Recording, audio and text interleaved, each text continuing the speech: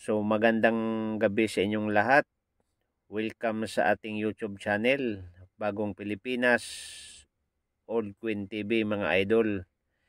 Mga idol, kung kayo ay baguhan pa lang sa aking YouTube channel, nais ko kayong anyayahan, mag-subscribe, paki-like, at pakipindot ang notification bell para lagi tayong updated sa ating mga ginagawang video.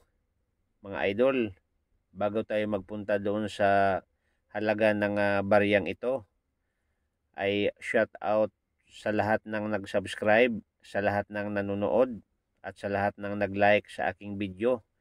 Suportahan ninyo mga idol, at maraming salamat. So ngayon mga idol, ang ating topic tungkol sa bariyang ito na 100 miles. So kung makikita nyo dyan mga idol, ang kanyang nakasulat, Government of Cyprus, 100 miles 1955 mga idol. So ibig sabihin mga idol, itong Queens na to ay matagal na. Kay Queen Elizabeth II ito mga idol, ang kanyang harap.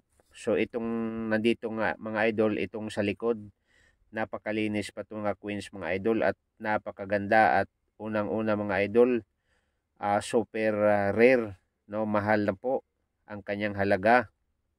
So ngayon mga idol, pag-uusapan natin kung saan nanggaling itong Queens na to. So ang Queens natin mga idol, 1955, 100 miles, Cyprus, Queens, Elizabeth II mga idol. So Government of Cyprus ito mga idol ha, 100 miles 1955. So ngayon mga idol, pag-usapan natin kung magkano ba o ilan ba ang mintage na ginawa nito. Good news mga idol, napakababa dahil 2,500,000 lang mga idol ang mintage nito. At kung ikaw man mayroong ganitong uri ng Queens mga idol, napakamahal nito, itago mo na. At tumatagal ang panahon mga idol, ay mataas po ang kanyang value sa Queens na ito. Kaya nga, sundan nyo palagi mga idol ang aking video para marami tayong matutunan sa mga bariyang luma na matagal nang nawawala sa ating circulation mga idol. So ngayon mga idol, ang kanyang mintage ay 2,500,000. Tapos ang kanyang mintage mga idol sa proof, no, nasa 2,000 lang mga idol. So ganun ka mahal itong Queens sa mga idol. Gamay lang, kaunti lang ang kanyang ginawa, no. So na-issue to mga idol, Cyprus, year 1955 hanggang 1957.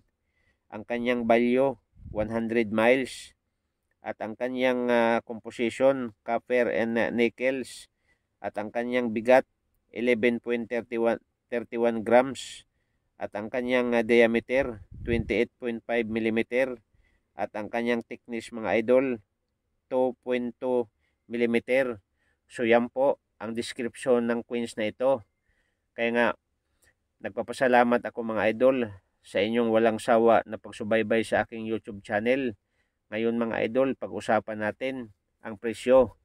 So dito sa Pilipinas mga idol, ang presyo nito ay malaki-laki. Pero kung pagbasihan natin mga idol sa dollar, sa tamang presyo, ito mga idol, pinagbibinta ng $15.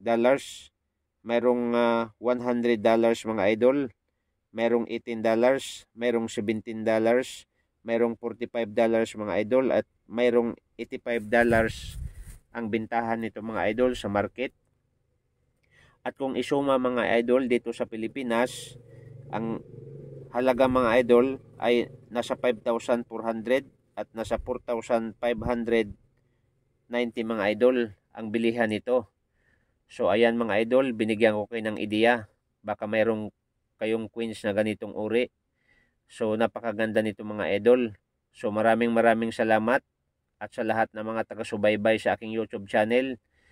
Ulitin ko, mag-subscribe po tayo, mag-like, at pakipindot ang notification bell para lagi tayong updated sa ating mga ginagawang video mga idol. So maraming salamat, and see you next video mga idol. Marami pa tayong lumang Queens na ipapalabas